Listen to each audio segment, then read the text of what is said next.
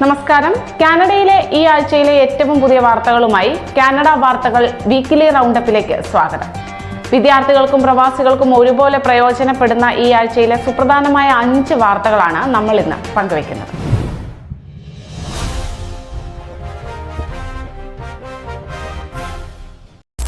പ്രധാനമന്ത്രി മാർക്ക് കാർണിയും പ്രവിശ്യ പ്രീമിയർമാരും ഒട്ടാവയിൽ നടത്തിയ കൂടിക്കാഴ്ചയിൽ കാനഡയുടെ സാമ്പത്തിക സുരക്ഷയ്ക്ക് മുൻഗണന നൽകാൻ തീരുമാനിച്ചു. പ്രവിശ്യകൾക്കിടയിലുള്ള തൊഴിൽ തടസ്സങ്ങൾ നീക്കുന്നതോടെ നിർമ്മാണ ആരോഗ്യ മേഖലകളിൽ ജോലി തേടുന്നവർക്ക് ഇത് വലിയൊരു ആശ്വാസമാകും. 2026 പുതിയ നയങ്ങൾ പ്രകാരം ഇമിഗ്രേഷൻ നിയമങ്ങൾ ലളിതമാക്കി. സ്റ്റാർട്ടപ്പ് വിസയ്ക്ക് പകരം പുതിയ പദ്ധതി വരുന്നു.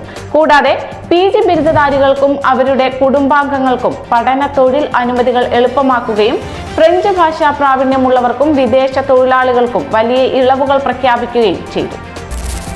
വർദ്ധിച്ചു വരുന്ന ജീവിത ചെലവ് കണക്കിലെടുത്ത് ഗ്രോസറി ആൻഡ് എസൻഷ്യൽസ് ബെനഫിറ്റ് സർക്കാർ പ്രഖ്യാപിച്ചു. പലചരക്ക് സാധനങ്ങൾക്കും മറ്റ് അത്യാവശ്യങ്ങൾക്കുമായി നൽകുന്ന ഈ സാമ്പത്തിക സഹായം സാധാരണക്കാരുടെ ബജറ്റിന് വലിയൊരു ആശ്വാസം നൽകും.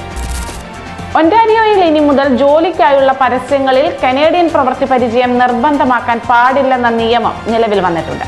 ഇത് പുതുതായി കാനഡയിൽ എത്തിയ പ്രവാസികൾക്ക് അവരുടെ യോഗ്യതയ്ക്കനുസരിച്ചുള്ള ജോലി കണ്ടെത്തുന്നത് എളുപ്പമാക്കും.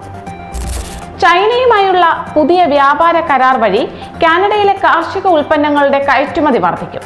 അതേസമയം കിഴക്കൻ കാനഡയിൽ ശക്തമായ ശീതകാറ്റും മഞ്ഞുവീഴ്ചയും തുടരുന്നതിനാൽ തീരപ്രദേശങ്ങളിൽ ഓറഞ്ച് അലർട്ട് പ്രഖ്യാപിച്ചിരുന്നു. എല്ലാവരും ജാഗ്രത പാലിക്കാനും നിർദ്ദേശമുണ്ട്.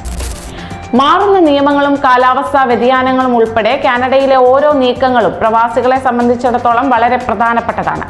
കൂടുതൽ വാർത്തകൾക്കായി ഞങ്ങളുടെ പേജ് ഇപ്പോൾ തന്നെ ഫോളോ ചെയ്യൂ. അടുത്തയാഴ്ച മറ്റൊരു വീക്കിലി റൗണ്ടപ്പുമായി വീണ്ടും കാണാം. കാനഡയിലെ മലയാളി ശബ്ദം.